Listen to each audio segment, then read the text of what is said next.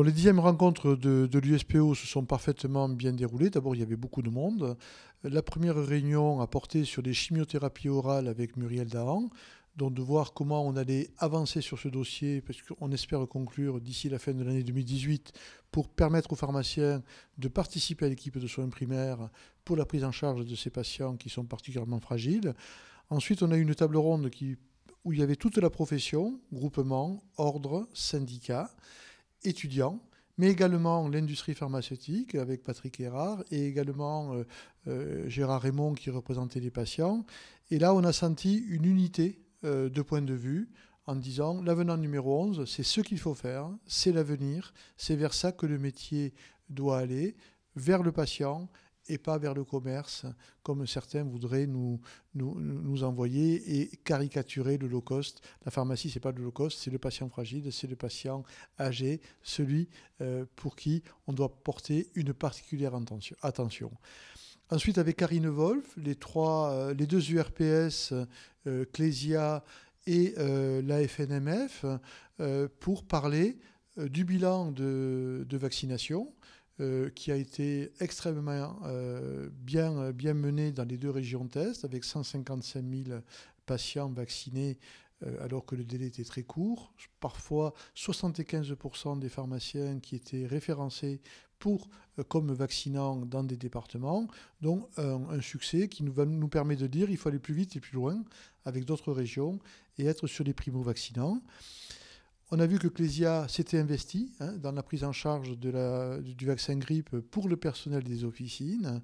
Ça nous a permis aussi de savoir que Clésia avait gardé la confiance des pharmaciens, puisque 88% des pharmaciens sont restés chez Clésia, ils ne sont pas partis chez un autre assureur, malgré toutes les affaires de fin d'année là, qui ont brouillé le message.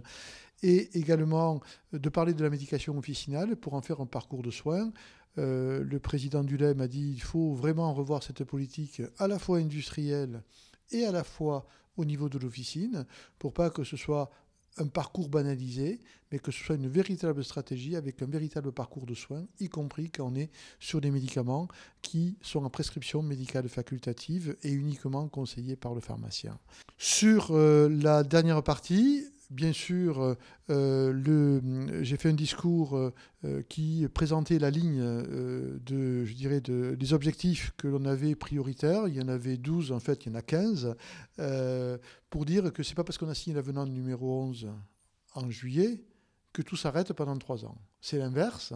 Ça nous permet d'avoir des bases nous permettant d'avancer sur les nouvelles missions avec les chimiothérapies, sur le dépistage, sur la prévention, sur le sevrage tabagique, sur la préparation des doses administrées, sur la dispensation à domicile, sur les services avec la sortie du décret sur le fameux alinéa qui fait défaut à la profession depuis 3 ans. Donc tout un groupe de sujets que l'on veut voir aboutir, la sortie des médicaments de l'hôpital, la simplification des règles de prescription et de dispensation.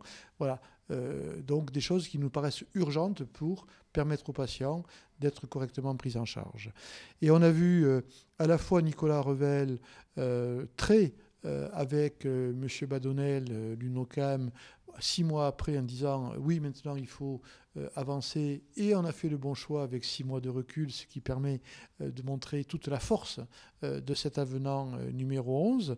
Et puis la présence à la fois de Katia Julienne de la DGOS et également de Madame Bagary qui était le représentant du Parlement qui porte également les supports permettant à la profession d'évoluer avec l'article 51 de la loi de financement de la sécurité sociale qui va permettre d'aller sur les expérimentations à partir des territoires et des besoins de territoire.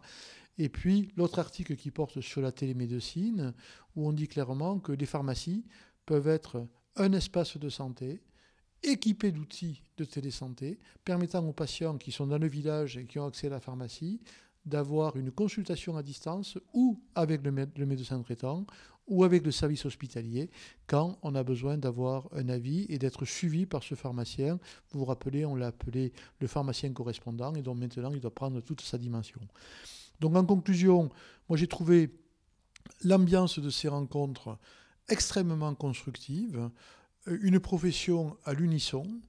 Et ce que j'ai entendu, qui m'a fait beaucoup plaisir, c'est que les représentants des services du ministère, les représentants de la CNAM, les représentants qui ont du poids dans les décisions, nous ont dit « Ouf, quelle bouffée d'oxygène ces rencontres de l'USPO », parce qu'on a vu une profession qui s'était mise en ordre de marche, avec des projets, avec une vision très très claire de l'avenir de la profession, avec un mode de rémunération adapté et des nouvelles missions qui répondent aux besoins des patients. Et vraiment, un encouragement et un soutien à être déterminé pour continuer à porter les projets de l'USPO, parce que tout simplement ces projets répondent à ce que les patients veulent d'un pharmacien demain.